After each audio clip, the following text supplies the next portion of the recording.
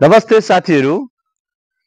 चैत 15 गते तीनकुनीमा भएको घटनामा हामी अत्यन्तै मर्माहित र दुखित भएका छौँ।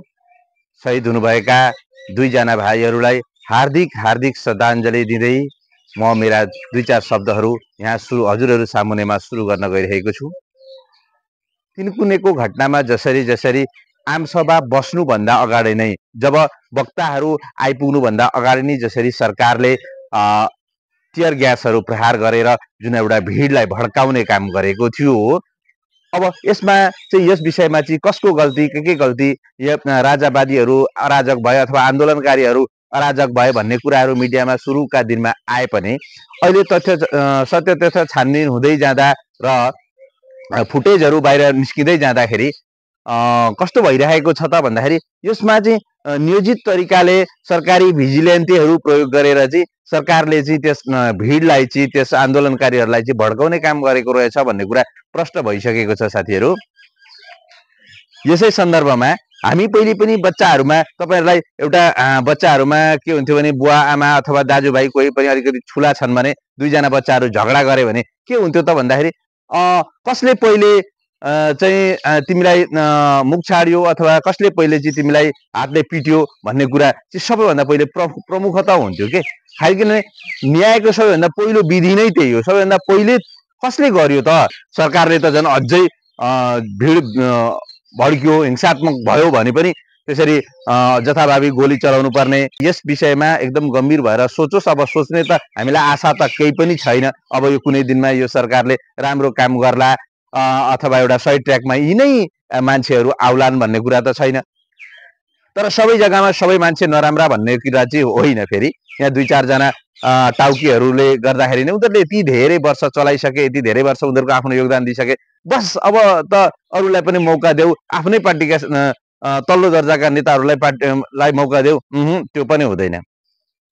उनीहरू के भन्छन् त भन्दाखेरि लोकतान्त्रिक प्रणाली हो, जितेर जाऊ न, आओ अब महाधिवेशन हुन्छ, महाधिवेशनमा जित।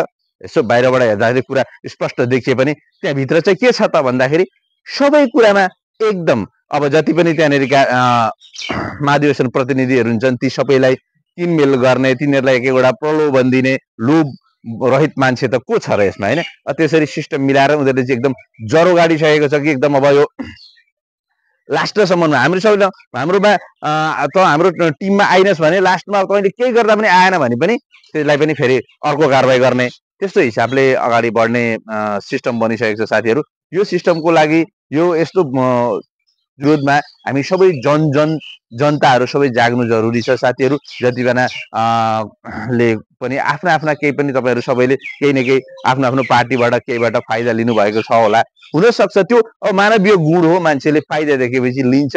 तपाईहरु नआत्तिनुस्। तपाईहरुले लिएको फाइदा लिएको भए पनि तपाईहरु अब यो जुन एउटा अत्यन्तै चरम बिन्दुमा पुगेको जुन भ्रष्टाचार व्यथितिदेखि लिएर जुन सरकारको अकर्मण्यता छ त्यो सबैको विरुद्धमा अब बोल्नुस्। तपाईले पहिले अलिअलि कचाकचुक कता कता खाएको भए पनि मम गर्दा त्यो कुराहरू तपाईलाई स्मरण हुन सक्छ भए पनि अब तपाई यति धेरै ठूलो ठूलो जुन एउटा पापको श्रृङ्खलामा चढिरहनु भएको छ भने त्यहाँबाट ब्रेक हुनुस् र फेरि मेन लाइनमा आएर खुट्टा भुइँमा टेकेर अगाडि बढ्नुस् साथीहरू। म यो सबै साथीहरूलाई यो अनुरोध गर्न चाहन्छु कि यो सरकारको हर तर्फबाट, जहाँसुकैबाट, गाउँ गाउँबाट, बस्ती बस्तीबाट, सबैतिरबाट यो सरकारको विरोध हुन जरुरी छ। र यो सरकारले जसरी पनि दिनानुदिन रूपमा जसरी जसरी जुन जुन कार्यहरू गरिरहेछ, सबैभन्दा पहिले अब अघिल्लो दिनको केपी ओलीजीको भाषण तपाईहरुलाई थाहा छँदैछ।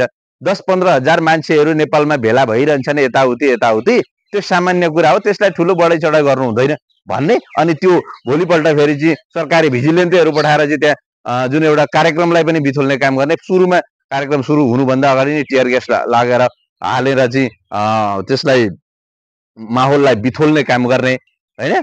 अब त्यो जुन सुरुमा पेन्डलमा आउनुभन्दा अगाडि चाहिँ त्यो जुन असुर ग्यास परेको छ त्यो चाहिँ एउटा डिप फेकबाट बनाएको भनेर पनि अब उहाँहरूले अहिले प्रचारबाजी गर्न भ्याइरहनु भएको छ, हैन?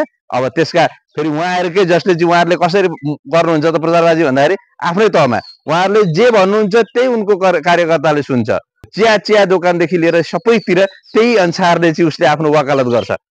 त्यसैले साथीहरू सबैतिर आफ्नो जुन लगाम लगाइएको छ त्यो लगामलाई खोल्नुहोस् र सबै चारैतिर हेर्ने प्रयत्न गर्नुहोस् साथीहरू। सत्य तथ्य तपाईँको आँखा अगाडि छ।